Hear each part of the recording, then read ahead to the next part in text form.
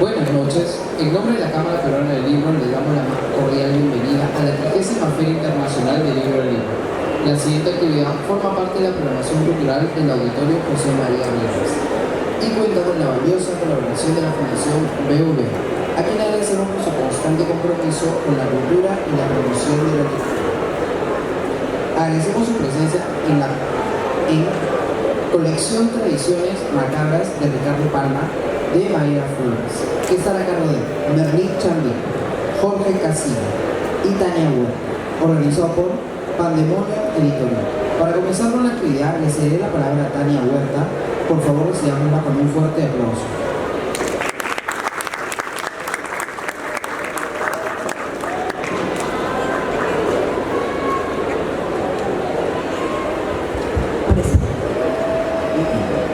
Primeramente, muchas gracias por acompañarnos, buenas noches. Y también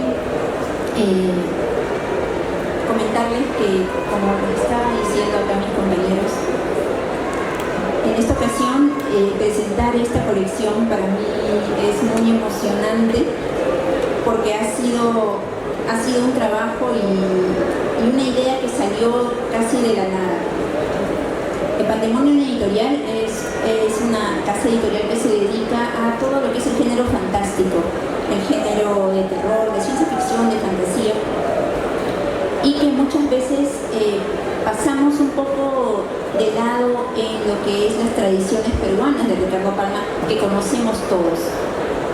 Esta idea de hacer estos 4 tomos, ¿no?, salió de una conversación con Rocío Quispe Arnoli, que es catedrática de la Universidad Estatal de Michigan, peruana, con la cual tenemos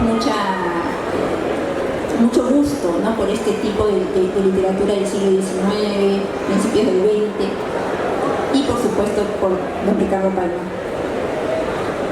Luego de eso se sumaron otras personas, ¿no? Mayra Flores, que es finalmente la que se tomó el gran trabajo de leer este tomo, que son las tradiciones peruanas, prologado por Edith Palma, la nieta de Ricardo Palma. Es una edición que tiene las tradiciones completas, ¿no? Son casi 700 y pico tradiciones, y se tomó ese trabajo, ¿no?, y de dividir también estos tomos por temas. Ahora, ¿cómo fue lo de los temas?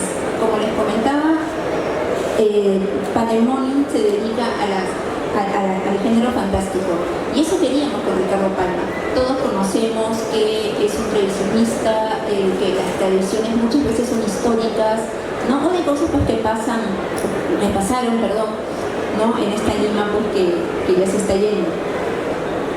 Sin embargo, también tenía otro tipo de tradiciones que muchas veces no conocemos, y que esperamos ahora con estos libros que no solamente la gente que ya conoce a Ricardo Palma lo vuelva a leer, sino la gente que nunca lo ha leído también empiece a conocer a este gran escritor. Al ser nosotros una editorial de este tipo, empezamos a buscar esas divisiones, ¿no? Y como les digo, Mayra pues se encargó también de esto, ¿no? Tradiciones, tenemos Palma Endiablado, que son tradiciones que tienen que ver con el diablo, ¿no? La figura del diablo siempre está ahí de una forma, no tanto de una forma que dé temor, sino más bien jocosa, ¿no?, como es Ricardo Palma. Las tradiciones góticas, que son las tradiciones de espectros, las tradiciones de aparecidos, las tradiciones, lo que es Palma Perverso, que son las tradiciones de mentes criminales, ¿no?, homicidios y muchos crímenes que se cometieron en la época, y que seguramente se habrán dado cuenta acá mis compañeros que muchos de ellos, o la mayoría, han sido cometidos por mujeres, ¿no?, y allí se ven en las tradiciones, ¿no? Y Palma Embrujado, que es un compendio de lo que son las tradiciones que tienen que ver no solamente con brujas, sino con misterios, con milagros. Los santos también aparecen en estas tradiciones. Entonces ha sido realmente un trabajo en conjunto. También, aparte de los mismos textos de Ricardo Palma, cada libro tiene un estudio preliminar de diferentes catedráticos de universidades extranjeras, ¿no? La misma Rocío Quispe-Arnoldi hace uno de los estudios preliminares. Ella es de la Universidad Estatal de Michigan, Erika Almenara también de la Universidad de Arkansas y Giovanni Rivera de la Universidad de Oklahoma, todos especialistas del siglo XIX, ¿no? Abren cada uno de los compendios. Ahora seguramente ustedes quieren saber de qué se trata cada uno de estos libros, y para esto tenemos dos invitados, ¿no? Estoy muy contenta de que hayan aceptado estar acá y que le hayan dado el tiempo de leer estas obras, ¿no? A ver, Jorge Castillas, muchas gracias por estar aquí.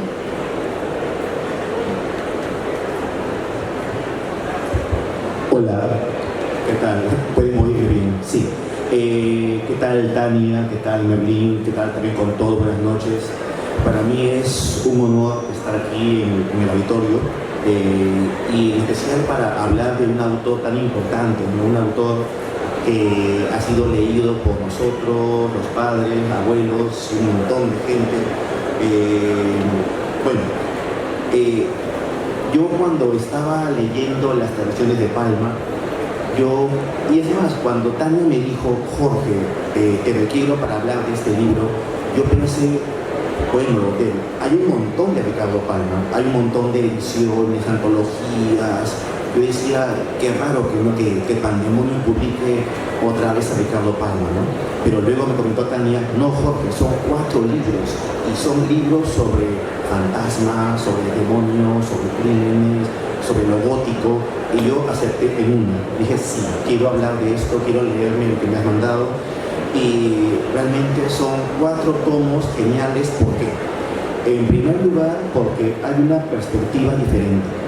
Ya no es un estudio solo histórico o de lenguaje o humorístico, sino que es un estudio más, una perspectiva más a nivel de lo no mimético, a nivel de lo fantástico, a nivel de lo que no se ha abordado tanto por la crítica tradicional. Así que, primer punto, otra perspectiva sobre Ricardo Palma. Es como leer a Ricardo Palma con otros ojos. Y por ahí, excelente. El punto 2 es que cada tomo cuenta con un tipo de estudio previo, un estudio preliminar. Y cada estudio explica, aborda, critica cada tradición y explica por qué. O sea, no es que sea algo antojadizo, no es que Tania o de repente Mayra Flores dijeran, hay que hablar de esto. No, hay un motivo, ¿no? Hay un tipo de explicación del porqué de cada categoría. En tercer lugar, es una colección valiosa. ¿Por qué? Porque nos hace conocer tradiciones que no eran tan conocidas, ¿no? Cuando uno piensa en Ricardo Palma, ¿en qué piensa? Piensa en el Alacrán de Fray Gómez, piensa en Alvin Coqueta Calzón, piensa en Don Dimas, pero hay una gran cantidad de historias. Por ejemplo, esta, La gatita de Mari Ramos. Yo cuando leí ese título, La gatita de Mari Ramos, yo pensé, ¿qué es esto? O sea, tiene un título recontra actual, ¿no? Y era un tipo de tradición sobre crímenes. Entonces quiero comenzar con eso, con los crímenes, con Palma perverso, tradiciones de mentes criminales.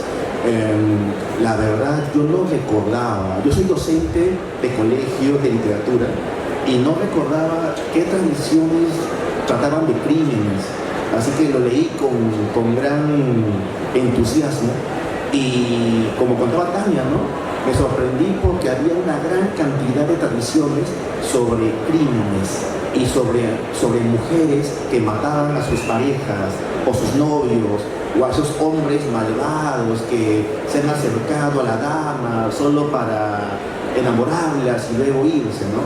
Entonces, realmente me sorprendió encontrar a un Palma que no conocía, a un Palma que describe crímenes, y de allí pensé algo más. ¿Por qué escribir de crímenes, no?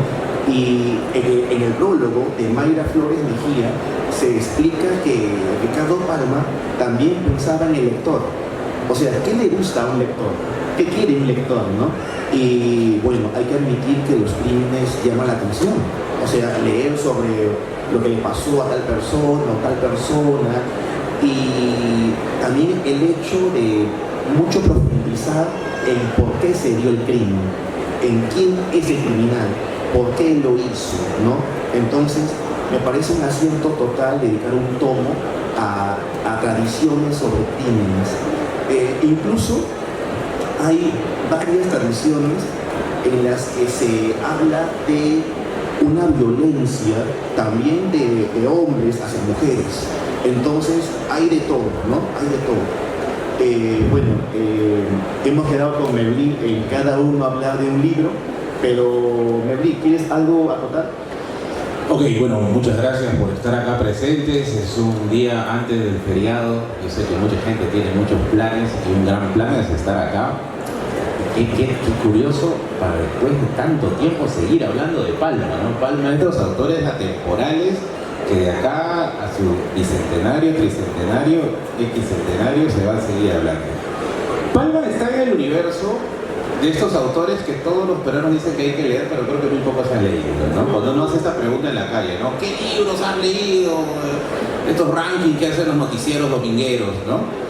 Y te dicen, bueno, La ciudad y los perros, ¿no? La ciudad de los perros, La serpiente de oro y tradiciones peruanas. Pero creo que, bueno, en el caso de aquí, gente interesada en Palma, saben que Palma no es una lectura de principio a fin, en orden. Palma tiene una geografía, ¿no? Y como buena geografía tiene espacios en los que hay que delimitar. Lo interesante de Palma es que a veces cuando uno dice, ¿no? Ricardo Palma, intelectual decimonónico, ¿no? de fines del 19, inicios del 20, debe ser un señor aburrido, ¿no? Un señor aburrido, un señor de textos pesados, ¿no? De lectura de abuelos, como dicen por ahí. Pero aquí es donde viene a rescatar la historia, y aquí me gustaría dejar mi sellito con el profesor también presente, que abarca más el tema de literatura acá como el temite de la historia. Es que la fascinación por lo fantástico es muy común en personajes históricos. Por ejemplo, Hipólito Unanue era un estudioso de los gigantes. Y hay un estudio que sacó... Hay un estudio que sacó, por ejemplo, el historiador Sandro Patruco de la Universidad Católica, que se llama Hipólito Unanue, estudioso de los gigantes. Y claro, en la época de Unanue, en el Mercurio peruano, él tenía un interés por saber si es que los antiguos peruanos habían desarrollado una estatura superior a la de los europeos, ¿no? Y ahí está. El mismo Mercurio peruano tiene una sección así como de comentarios para que tú dejes tus casos. Y la gente se quejaba, pues, de lo que pasa como ahora, ¿no? De lo que pasaba en su localidad, de lo que pasaba en su región. Pero había gente que enviaba casos, por ejemplo, oye, acá hay un gigante, señor Unanue, por favor, venga usted a verlo, ¿no? Hay por ejemplo, un caso que mandan a Mercurio peruano de luces en el cielo, luces extrañas en el cielo, y quizás el más famoso, un monstruo en Paracas, creo que era, si me falla la memoria, decía que habían visto una especie de bruja en el mar, ¿no? Ese está en el Mercurio peruano. Después, viendo más allá, podemos encontrar en don José de San Martín, ¿no? Un gran fan de la quiromancia. Se sabe, por ejemplo, que en la fundación de la Biblioteca Nacional él deja un ejemplar suyo sobre estudios de la quiromancia. Raro, ¿no? Encontrar en esto, ¿no? Y si nos vamos más adelante, vamos a seguir encontrando ejemplos similares, ¿no? A Víctor Raúl Ayala de la Torre, por ejemplo, que creía en el tema de los medios, tenía un medio, Manuel Cenzano, que justamente era un brujo huancabelicano, Luis Miguel Sánchez Cerro, el expresidente que le da el golpe de Estado a Leguía, que era un firme creyente en la búsqueda de tesoros, con vaqueros, ¿no? Que tenían todo un espectro fantástico. Entonces, con eso lo que quiero dejar en claro es que no son, vamos a llamarlo así, señorones aburridos, ¿no? Tienen una arquitectura muy similar a la de nosotros, ¿no? Acá uno puede estar 3 stands más allá viendo filosofía en Editorial Gredos y 2 stands más acá viendo ocultismo, ¿no? Y esas son las aristas quizás del ser humano, y creo que Palma justamente marca esa tendencia, ¿no? No encontramos un Palma en las tradiciones peruanas. Es como las 1001 noches, ¿no? Que uno encuentra que hay diversas connotaciones en las historias que hay, que cuenta Sherezade, ¿no? Algunas historias de aventuras, otras de pasión, otras de amor. Con Palma pasa una cosa similar. Ahora, este Palma muy particular, que a mí me llama más la atención, que es el Palma diabólico, ¿no? Es el Palma del diablo, ¿no? como se dice ahora, el diablo, el palma del diablo, refleja una cosa bien interesante que vamos a ir conversando con Jorge a lo largo de esta presentación, que los encuentros que hay, por ejemplo, que se relatan en las tradiciones peruanas con espectros, con entidades diabólicas, con, por ejemplo, tesoros, ¿no? Que también hay unas historias muy buenas de tesoros ahí, uno vinculado a mi región, a Tacna, muy, muy interesante ahí para los interesados en la búsqueda de tesoros, muy, muy buena historia.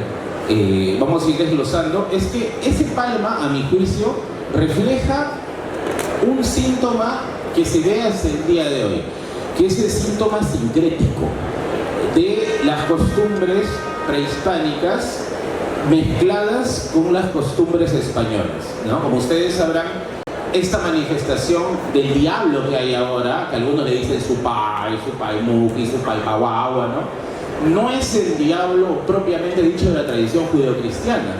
Tampoco es una entidad exclusivamente andina, ¿no? Porque no hay una noción de diablo en el mundo prehispánico, ¿no? Lo que se conoce como el Ucupacha o el mundo de abajo es el mundo de los muertos y ya. No hay un juicio y al Supai lo hemos tratado muy mal, no es el diablo realmente. Le hemos dado una connotación de diablo. Le debemos una disculpa ahí al Supai. Pero el diablo que encontramos acá es este diablo sincrético, este diablo que tiene caras múltiples y que es justamente, en cierta forma, un reflejo de nosotros, ¿no? Personas que tienen costumbres que están transitando entre lo andino y lo europeo, que vamos a quizás seguirlo conversando a lo largo, ¿no?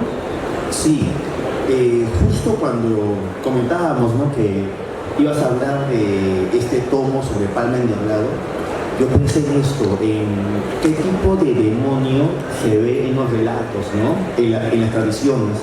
Y no es tanto un demonio europeo al 100%.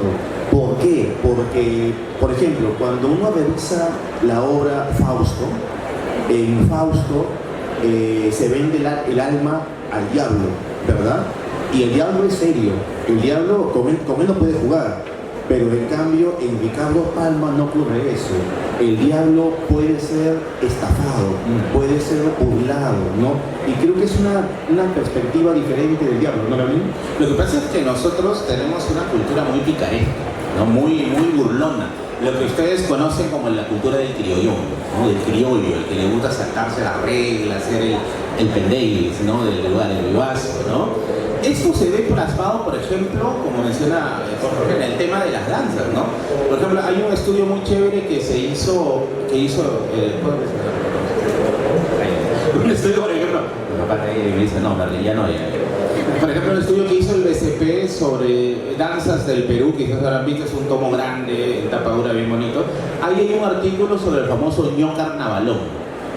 No sé si han visto el ño carnavalón, si habrán estado en una de estas fiestas patronales. Claro, la fiesta tiene un entorno ritual y hay una persona picaresca que está jalando a la gente, que va, jala a la gente, que lo empujan y se tira al piso y exagera, ¿no? Entonces, esta figura del ño carnavalón, por ejemplo, muestra más o menos nuestro enfrentamiento hacia lo que es lo maligno, ¿no? Es burlado, incluso en la misma tradición popular. Cuando habrán escuchado, ¿no?, esto de, si te cruzas en tal lugar con algo maligno, insúltalo, ¿no? Insúltalo, agrédelo, ¿no? Cosas que son discutibles, ¿ya? Pero es parte de esa esencia de querer llevarlo hacia un entorno en el cual podamos controlarlo, ¿no? Entonces, en el diablo, por ejemplo, de la cultura judeocristiana, claro, el diablo es rechazado, pero es rechazado con un respeto de por medio, ¿no? Es como una suerte de respeto mezclado con el miedo, con el terror. En cambio, en la cultura andina hay un giro de tuerca. Lo rechazamos, pero al mismo tiempo nos burlamos, le podemos ver la cara, lo podemos engañar, y esto le da una dimensión interesante a cómo nosotros enfrentamos el mal, ¿no? Por ahí en algún momento recuerdo haber leído que es quizá a la ausencia a los límites del lenguaje evangelizador. Ustedes saben que cuando se hace la evangelización en el siglo XVI, se intenta evangelizar usando el quechua y el aymara. Y usando el quechua y el aymara hay ciertos elementos del lenguaje evangelizador que no se pueden traducir. Por ejemplo, mencionaban los extirpadores, ¿cómo haces tú para hacer entender Padre, Hijo, Espíritu Santo en quechua? Incluso para nosotros es complicado, ¿no? Porque es como que los tres son lo mismo, pero al mismo tiempo son diferentes, ¿no? Padre y Espíritu Santo son iguales, pero al mismo tiempo son distintos, ¿no? Entonces, había ciertos elementos que no se podían traducir y que el evangelizado interpretaba a su manera, ¿no? Y esta interpretación quizás es lo que ha ido dejándonos hasta el día de hoy. Y obviamente Palma, como una persona más cercana por los siglos a este periodo, ha recogido en sus tradiciones esta esencia, ¿no? Por otro lado, también hay que tener una suerte de cuidado. Palma también, muchas de las historias que él recoge son historias del folclore, son historias del boca a boca, cosa que a veces entra en conflicto. No está en esta colección, pero usualmente cuando se habla del Palma político, el Palma relatando acontecimientos de presidentes, suele haber ahí un poquito de disonancia. Estos relatos, al menos que están aquí presentes, que son más de corte interpretativo, de corte más folclórico, ¿no? Tienen una elasticidad más permitible, ¿no? También acotar algo. En este tomo de Palma Endiablado, no solamente aparece el diablo, sino también seres cercanos. De repente, cuando lo compren, van a encontrar el duende, de repente algo de la bruja. Y también comentar algo más, que se menciona Lima, pero también otras partes del Perú. Por ejemplo, Puno. Y hay varias historias sobre Puno. Por ejemplo, en El alcalde de Paucacoyo, que hablan de cómo el diablo decide ser alcalde, ¿no? Y cómo se postula para alcalde, y cómo lo gana, ¿no? Y cómo siendo alcalde es un buen alcalde y hace un montón de obras. Se ve como el diablo bueno, ¿no? El diablo bueno. Y tienen que leer el tomo de Palma Endiablado. Y comentar algo más. Bueno, yo voy a comentar de otros tomos, pero sí, bueno, para quizás pasar a otros tomos, una de las cosas que a mí me fascina de Palma es los tesoros, ¿no? El Palma buscador no, pero interesado en el tema de los tesoros, ¿no? Bueno, ya acá quizás en conocimiento popular lo que son los tapados, ¿no? Los tapados, estos lugares donde se han enterrado tesoros. A lo largo de la historia del Perú ha habido varios momentos para ocultar el dinero, ¿ya? Incluida ahora. Por ejemplo, en la época de la conquista, ¿no? Los que habían llevado el oro para el rescate de Atahualpa, cuando Atahualpa es ejecutado, estos transportistas del tesoro lo van escondiendo en los lugares donde les ha sorprendido la noticia de la muerte del Inca. En las épocas de las guerras entre encomenderos también era una situación de alta inestabilidad, entonces antes de que se parta toda la situación se enterraba el oro. En la era de la independencia también, era de gran incertidumbre, se enterraba el oro. Y quizás más cercano sería la era de la guerra con Chile, ¿no? También la gente enterraba sus riquezas ante el temor de un saqueo de Chile.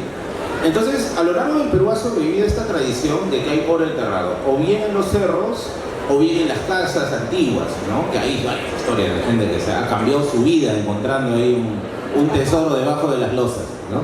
Bueno, el Palma de aquí narra tesoros, por ejemplo el caso de Puno, el caso de una laguna encantada, ¿no? Que yo le tengo particularmente cariño porque esa laguna encantada está cerca del pueblo donde nació mi papá, ¿no? Y mi papá me contaba esa historia de niño, mi papá nunca le dio Palma, ¿no? Y me decía que en esta laguna hace mucho tiempo decían que había un tesoro, que no les voy a hacer spoiler porque tienen que comprar el libro, ¿no? Pero es de un indígena que pagaba sus cuentas en guaquitos de oro, ¿no? Y cuando le preguntaba de dónde lo sacaba, decía, allá, ¿no? Del lugar donde todavía no estaba la laguna, ¿no? Entonces, esa historia, por ejemplo, mi papá me la contaba cuando era niño, mi papá nunca le dio Palma, pero quedaba en la memoria, ¿no? Después, cuando ya uno lee el cuento y ubica el lugar que te menciona, yo le digo a mi papá, oye, ¿este no es tu pueblo? Y le digo, no. Y mi papá mira, oye, sí es mi pueblo, dice, no, era verdad, me dice, ¿no? Hay otro muy bueno que es el caso del terremoto de Locumba, de un tesoro también que había en ese lugar que le correspondía justamente al rescate de Atahualpa, y cuando se intenta sacar hay un terremoto y deciden volver a taparlo y sobre eso construye la famosa plaza de Locumba, que está hasta el día de hoy allí, ¿eh? Y si quieren un día ir por allá y más o menos saber que el tesoro está debajo del teléfono público, abajito está, mirando a la catedral, acá vemos su espalda. Entonces, ese Palma buscador de tesoros, ese Palma buscador o interesado al menos en tapados, es una de esas partes del Palma, vamos a decir entre comillas, no aburrido, ¿no? El Palma interesante, del Palma que te hace volar, te hace imaginar en esas historias que se cuentan en varias partes del Perú, ¿no? De gente que uno siempre encuentra, ¿no? Esta persona ¿Es esa persona que tiene su flota de autos, su flota de camiones? Sí, encontró un tesoro, por eso se compró su... ¿Y ves después por qué lo chocó? Sí, porque no respetó el trato con el diablo, ¿no? Entonces, ahí también se ve. Estaba pensando en lo que has dicho del Palma aburrido. Yo creo que de repente, Merlín, nos han mandado a leer las no adecuadas. Exacto. O de repente hemos leído las que nos decía el profesor, lee esto, cuando hay otras más interesantes. Por ejemplo, hay una que me gustó bastante, que se llama El Manchaipuito. No sé si alguien lo ha leído, sabe de qué trata, que es la historia de un religioso que era un hombre correcto, un hombre muy centrado, digamos, por así decirlo, y un día conoce a una señorita y se va a enamorar de ella, ¿no? Entonces, es una tradición vinculada a amoríos entre una señorita y un religioso. Lo perturbador es que la chica se muere, ¿no? Y este religioso no puede vivir sin ella y decide rescatar el cadáver, ¿no? Para poder de vuelta verla. En el Manchaipuito, un sacerdote desentierra a una mujer, la lleva a su cuarto y con una quena comienza a cantar alabíes, ¿no? De tal forma que la gente del pueblo se horrorizan de todo esto, ¿no? Y cuando van a ver qué pasa, encuentran a la mujer descompuesta. Yo pensaba, ¿qué es esto? Ese es Edgar Allan Poe, tal vez, ¿no? Pero no, es Palma Gótico y está en el tomo de Palma Gótico. Entonces, pasando al tomo de Palma Gótico, tradiciones de espantos, de fantasmas. Ricardo Palma es un autor romántico, como todos sabemos, un autor del siglo XIX, algo tardío, pero XIX. Y en aquel tiempo, ¿quién era el autor referente? Pues Poe, Edgar Allan Poe, y también la autora Anne Radcliffe. Entonces, se da a entender que Ricardo Palma los leía y que habría aprendido también de ellos, ¿no? Entonces, cuando uno lee el volumen de Palma Gótico, ¿qué va a encontrar? Por ejemplo, fantasmas, por ejemplo, cadáveres, por ejemplo, hay una tradición muy impactante que se llama el Cristo de la Agonía. No sé si lo conocen. Sí, ¿no? Claro, yo fui hace unos años paseando en día del museo, me fui a la Alameda de los Descalzos y al fondo de la Alameda hay un museo, ¿sí? Y no sé cómo entro al museo y encuentro una pintura de un Cristo, pero súper impactante. Y me dijo el guía turístico que Ricardo Palma escribió una tradición de la pintura. Y está en este libro, en el tomo de Ricardo Palma Gótico. Tienen que leerla porque trata de qué es capaz el artista con tal de plasmar el dolor del hombre en la pintura, ¿no? Es capaz de ¿qué? De torturar, es capaz de amenazar, es capaz de matar, pues se ve, ¿no? en esta tradición llamada el Cristo de la Agonía. Bueno, es también interesante notar de que el mundo en el cual se desarrolla las historias de Palma es una Lima muy pequeña, ¿no? Es una Lima de fines del 19, una Lima que recién ha roto sus murallas y que los chilenos rompieron Lima también después, ¿no? Es una Lima todavía muy pequeña donde las historias se cruzan, donde las historias tienen mucha circulación y varias de nuestras historias, vamos a decir así, emblemáticas de esta Lima así de crímenes, de esta Lima gótica, ¿no? Como menciona el doctor, es propio de esta época. Palma en ese sentido es como una suerte de cronista, ¿no? Encaja como una especie de cronista que intenta darle un sentido de perdurabilidad a este tipo de acontecimientos, ¿no? A mí me llama mucho esta tradición, y creo que eso está en esta parte de lo gótico, que es el caso de estos que llevan una vela, de la Santa Compañía, que es de España, ¿no? Que acá le pone la procesión de las ánimas, que es una historia que se encuentra en el centro mismo de Lima, ¿no? En una de estas iglesias, creo que de los agustinos, ¿no? De los agustinos allí, que sale una procesión de almas cargando cada uno de ellos en la mano un cirio, ¿no? Una especie de vela, y cuando alguien por ahí tiene la desventura de tomar esto y se lo lleva a su casa, se da cuenta que es un hueso, ¿no? Sí, es una tibia. Esta historia, por ejemplo, es interesante porque a lo largo del Perú se repite en varias regiones. Esto no sé si es algo que se habrá estudiado, o sea, sé que se ha estudiado, por ejemplo, en la historia de lagunas. Todos acá deben haber escuchado la historia de una laguna que surgió porque inundaron un pueblo ahí que era malvado, ¿no? Que no invitó a comer un mendigo y de castigo se hizo un aluvión y se generó la laguna. La laguna de Paca, por ejemplo, en el caso de Jauja, la laguna de Aricota, en Tacna. Pero esa historia, por ejemplo, que Palma recopila esta de las almas que cargan una vela, en varias regiones también se repite, ¿no? También países. Sí. Incluso viene, claro, desde la península mismo, cosa que habría que ver cuál es la razón, ¿no? De por qué esta historia tiene tantas repeticiones con sus variantes regionales, ¿no? Por ejemplo, la historia de las lagunas, tengo entendido que la estudia Efraín Morote, que menciona de que esa historia nace en el siglo XVII con la evangelización, con lo que son los relatos moralizantes. Los relatos moralizantes son estas historias que acaban en una tragedia para que tú no cometas lo que sucedió, para que suceda esa tragedia, ¿no? Como las historias de la Biblia cuando uno era niño, ¿no? Entonces decía que cuando evangelizaban, contaban la historia de Sodoma y Gomorra, de estas ciudades que los fulminan a punta de fuego, y los indígenas dicen, a ver, acá no llueve fuego, pero ¿qué destruye las ciudades? Los huaicos, los aluviones. Entonces lo adapto a mi esquema mental, que es los aluviones destruyen, entonces acá no destruyó fuego, sino destruyó un huaico, y se forma a raíz de eso las lagunas, ¿no? Debe tener una estructura parecida quizá con el caso de la procesión de las ánimas. Sería interesante ver más adelante ese trasfondo, pero detrás de todo el folclore siempre existe esa parte, vamos a decir así, más humana, ¿no? Es una suerte de relato encriptado que hay que develar para poder encontrar las primeras causas de acá, ¿no? Yo estaba pensando en algo más. Estaba pensando otra vez en el lector.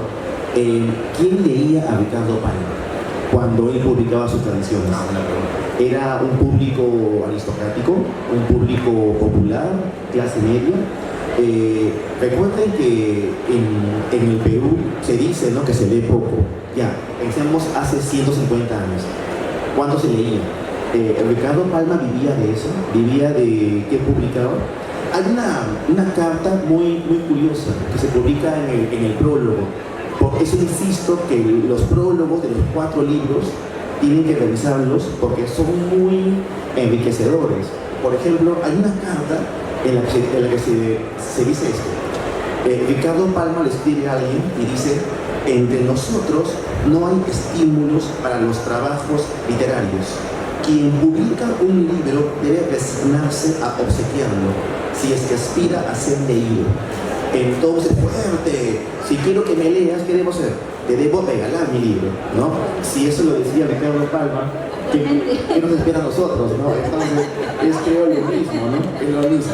Hay varios ejemplos. Sí, yo me sentí totalmente identificado, ¿no? Y también pensé en algo más. Hoy en día, caminar de noche por Lima es peligroso. ¿Cómo sería hace 100 años? ¿Cómo sería en la colonia, cuando no había electricidad, ¿no?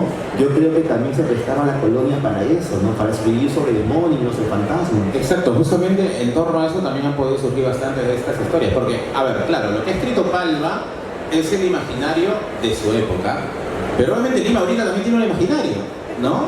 O sea, lo que ahorita, por ejemplo, se cuenta, no sé, ¿no?, de fantasmas en la avenida Benavides, ¿no?, o de fantasmas en Barranco, no sé, ¿no? O sea, entraría tranquilamente en un tradicionalista moderno, ¿no? Solamente que por el tiempo nosotros lo veríamos ahorita, son tonterías, ¿no? Pero tengan en cuenta que para la época esas eran las tonterías, ¿no? Esas eran también las locuras. Ahora, como les digo, detrás de todo este relato fantástico, o sea, la fantasía no es solamente fantasía. La fantasía es el síntoma de una época, ¿no? Porque escriben en cierta época sobre naves espaciales, porque escriben en cierta época sobre el fin del mundo, ¿no? O sea, tiene una lógica de qué es lo que motiva al autor a llegar a ese punto, ¿no? Palma es un autor que está viendo dos mundos, ¿no? El siglo XIX, que es el siglo que aún podemos decir que tiene ecos de la época colonial, y el siglo XX, que es el siglo de los cambios de la modernización, porque con Leguía se inicia la modernización de Lima, ¿no? Principalmente de Lima. Lo otro es que Palma está viendo la era posguerra con Chile, ¿no? Esa época, al menos, sería bueno también tener contexto histórico interesante. Es importantísimo porque después de la guerra con Chile, el peruano está muy ocupado tratando de ver qué cosa le genera orgullo, ¿no? Porque imagínate, has perdido una guerra que cuando estalló, el peruano estaba feliz, esperaba esa guerra, porque se creía que se iba a ganar. Y terminó en las peores circunstancias. Entonces las élites intelectuales peruanas buscaron alguna suerte de motivación, ¿no? ¿Qué cosa a nosotros nos mantiene todavía unidos? ¿Qué cosa a nosotros nos vincula, ¿no? Existieron respuestas de todos lados, del positivismo científico, desde la literatura, desde la historia, pero justamente Palma, yo creo que en ese contexto lo que intenta es recordar quiénes fuimos, ¿no? Recordar quiénes somos, recordar quiénes fuimos por medio de este tipo de relatos, ¿no? Entonces es interesante también ver a Palma desde esa óptica, el hombre que está viendo la muerte de un mundo y la aparición de otro, ¿no? Muy similar a lo que quizás nosotros estamos viendo ahorita, ¿no? Hemos visto la era analógica y ahora estamos viendo la era digital, ¿no? Que está cambiando un montón de cosas, así que por ahí debe haber pues algún Palma, ¿no? Escondido entre el público, que está registrando todo, silente pero ahí eficaz. Viendo esto del Palma que vive dos periodos o dos siglos, también se puede hablar un poco del pesimismo. Hay un poco de pesimismo en ciertas tradiciones, ¿no? Un Palma que de repente se siente medio, ¿cómo llamarlo?, bajoneado, ¿no? A nivel de los cambios. Y es curioso porque cuando uno habla del Perú y del romanticismo, uno habla siempre del apogeo, habla del boom del guan del salitre, ¿no? Habla de esta prosperidad falaz, ¿no?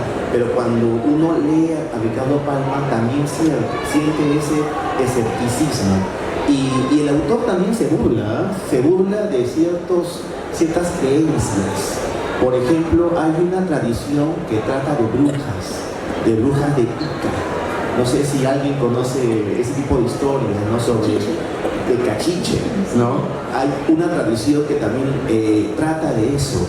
Pero Ricardo Palma, más que contarte de forma, digamos, objetiva lo que se cuenta, él como que te lo cuenta desde un lado como que no lo cree, ¿no?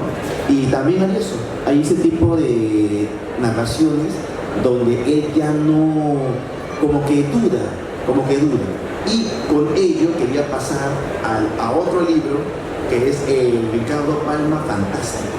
Pero también Jorge se han dado cuenta, ahorita que tú estás hablando, Martín, que ahorita viene, lo que estaba hablando es que lo del terror, lo de lo fantástico, muchas veces ha sido moralista.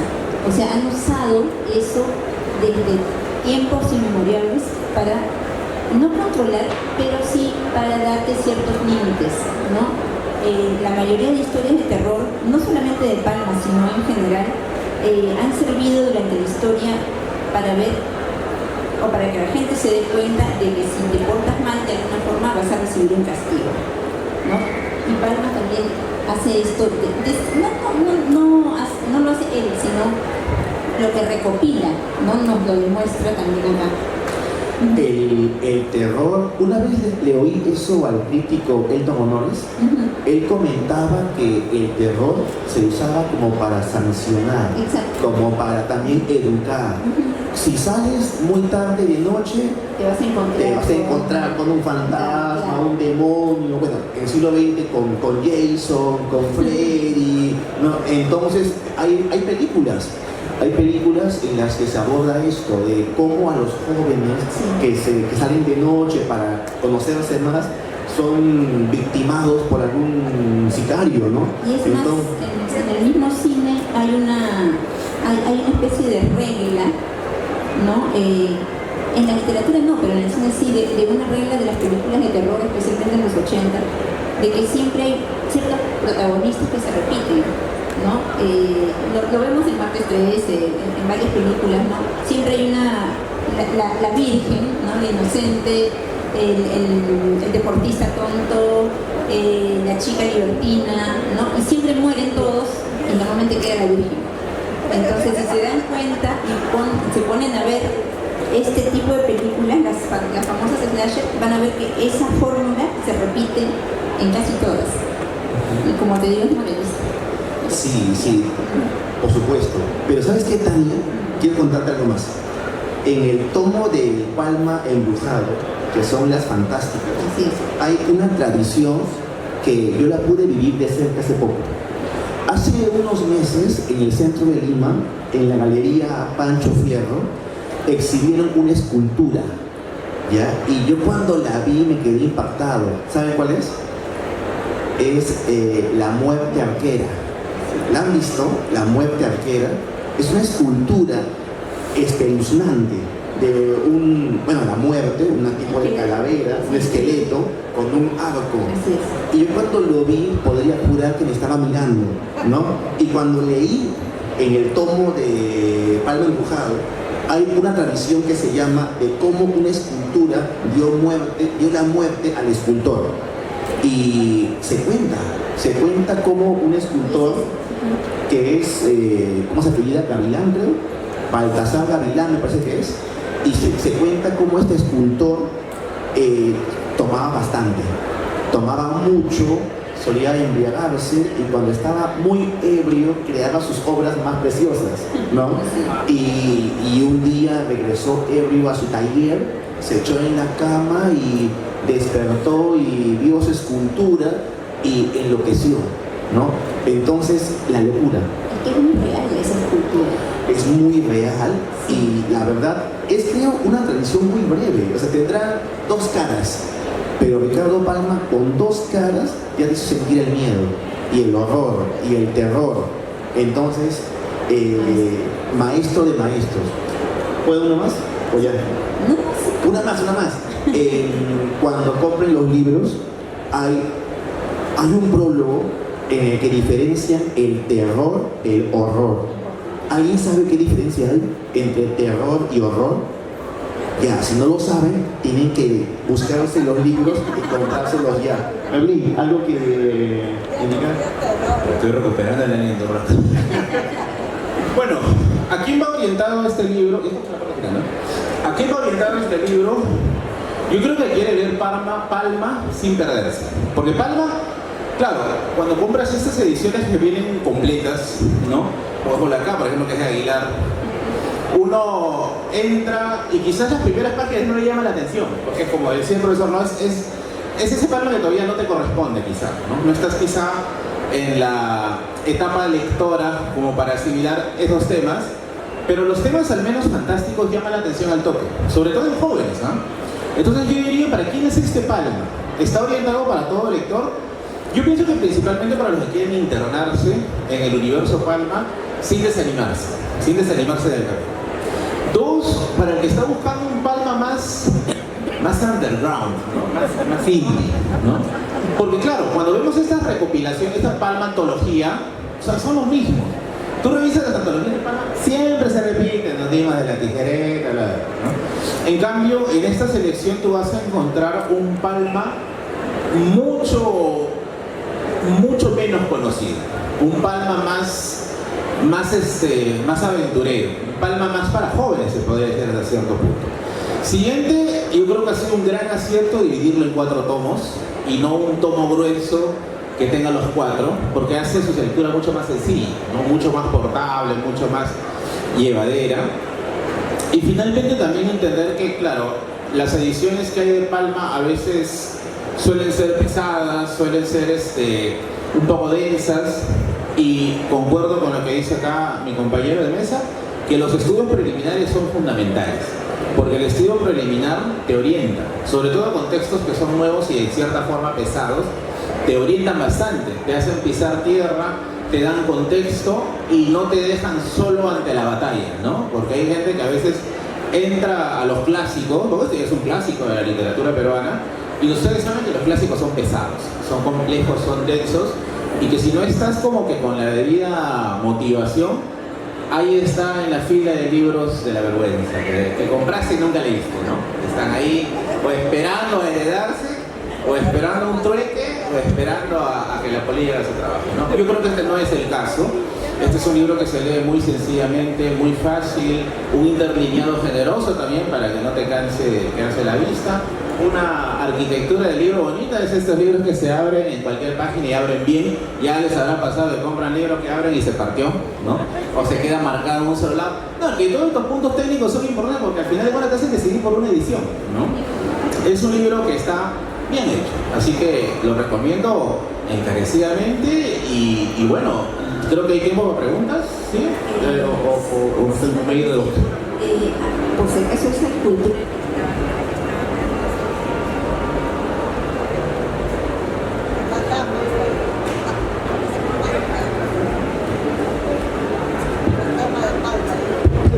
Ahora sí. Sí, ya los fantasmas no están. Están boicoteando. Esa escultura de la que estaba hablando Jorge se encuentra en el Museo de la Iglesia de San Agustín, si es que se animan a ir a verla, ¿no? Estoy muy contenta de que hayan todos, bueno, ellos que han leído ya los libros, hayan captado lo que están diciendo de que esta palma es un palma que es más para jóvenes, es verdad, y tal vez fue un poco la intención, presentar a Palma, ¿no?, a la actualidad. Muchos chicos piensan que es aburrido, lo ven viejito, que está hablando, y como decía Merlín, muchos de los tomos son densos, los cuales caen en las manos de uno, pero den la oportunidad a este Palma y van a ver que van a volver a conocerlo o van a descubrir un Palma a veces muy, muy oscuro, ¿no?, pero también muy entretenido dentro de todo. Si alguien tuviera alguna pregunta para repetir a los invitados, puede levantar la mano. Tenemos unos minutos. Acá adelante. Buenas noches. ¿Por qué cuando se camina por el centro histórico de Lima, ya sea de noche, de tarde o casi por la madrugada, se siente el espacio un poco pesado y como que no te sientes solo de todo, pero cuando estás caminando solo sientes que alguien te ve? Bueno, esa es una pregunta para Palma, pero vamos a un vídeo de embajadores de Palma ahorita. A ver, Bueno, primero se puede... Hola. Palma no quiere que... A ver, un poquito quizás respondiendo desde la historia, ¿ya? Primero, porque Lima, en la era de las murallas, cuando se hacen las murallas en 1746, Se derrumban durante... ¿Me escuchan? ¿Así? Hola. Hola. Hola. A ver. ya, listo. Por ejemplo, quizás recuerdo que era de la época de las murallas, porque las murallas de Lima eran lugares en los cuales se cometían muchos crímenes, muchos robos, asesinatos, porque eran lugares sombríos. Acuérdate que las murallas rodeaban lo que es Grau, Alfonso Ugarte, el borde del río Rima y cerraba por Barbones. Entonces es más o menos una figura medio de trapecio, ¿no? Y estos lugares siempre fueron conocidos por ser lugares de alta peligrosidad criminal. Entonces, ahora, en una Lima oscura, donde todavía no había el alumbrado público, y donde, dicho sea de paso, el bandolerismo reinaba. El bandolerismo es el crimen organizado de la época. O sea, es como ahorita hablar de extorsionadores y tal. Antes se decía bandolero. Era sobre todo los momentos en los cuales había mucha inestabilidad política. Ponte durante la era del militarismo, ponte en la era, por ejemplo, la guerra con Chile o las guerras civiles casi en las tierras. Estos lugares eran lugares favoritos para el terror. Entonces, a lo mejor ha quedado quizá esa una suerte de memoria residual, ¿no? De, oye, no estés hasta el centro de noche, tan de noche, no ten cuidado, te van a robar por acá. Aunque ahorita ya se extrapola a todo lado, ya, incluido los conos donde yo veo el dice, mañana, tarde, noche, igual es peligroso. Pero puede ser una suerte de memoria residual histórica. Hay que pensar también que Palma registra eso, ¿no? Esos temores de la gente, esos terrores de la gente, que ya sea estén manifestados de forma explícita, como un crimen, un asesinato, o de forma alegórica, como algo correspondiente sobrenatural o algo correspondiente a lo fantástico. Tal vez también podría ser lo que ustedes están diciendo de que te sientes acompañado, porque Lima ha sido una ciudad que se ha construido, dicen, sobre cadáveres, ¿no? Porque cada vez que había un terremoto, no es que se limpiara la ciudad para volver a reconstruir, al contrario, construían sobre todos los cadáveres, todo lo que se había destruido. Entonces, en tantos años, o sea, ¿cuántas capas tendremos pues de cuerpos también, ¿no? Entonces, tal vez por eso también nos sentimos acompañados al caminar a ciertas horas por el centro. Las paredes también tienen capas de pintura. Así es.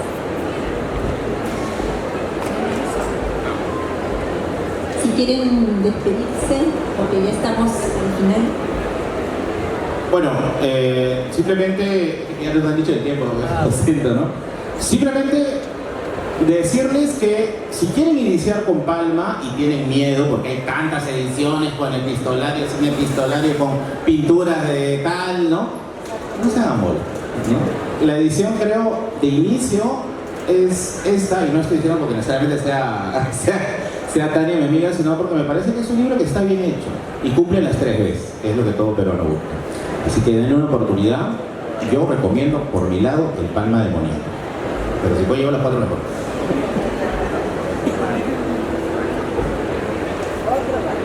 Bueno, en cuanto a mí, yo recomiendo todos, pero el que más me gustó fue el de los crímenes. El Palma, ¿cómo era? El Palma criminal, Elemento criminal. Realmente es muy impactante cómo se narra, cómo se describe al asesino. Y en cuanto a la edición de los libros, yo creo que hay un gran acierto porque son tradiciones con un lenguaje accesible. Cuando uno piensa en Ricardo Palma, a veces piensa en antiguas palabras, milenismos, que sí hay por ahí, ¿no? Pero se entienden. Son tradiciones accesibles para un público general. Así que búsquenlo, cómprenlo, léanlo. Es muy importante eso. Bueno, sí, en lo que decía Jorge, nosotros hemos intentado en la editorial no tocar el lenguaje de Palma, no lo hemos modernizado porque le quitaríamos el espíritu del siglo XIX. Entonces está tal cual, pero son tradiciones cortas, son tradiciones que se entienden totalmente, ¿no? Nos van a disfrutar muchísimo, creo yo. Y nada, muchas gracias por estar aquí, y si quieren adquirir las ediciones, estamos en el stand 48 de Pandemonium Editorial, que está frente a Océano, ¿no? Entonces los esperamos también por ahí. Muchas gracias.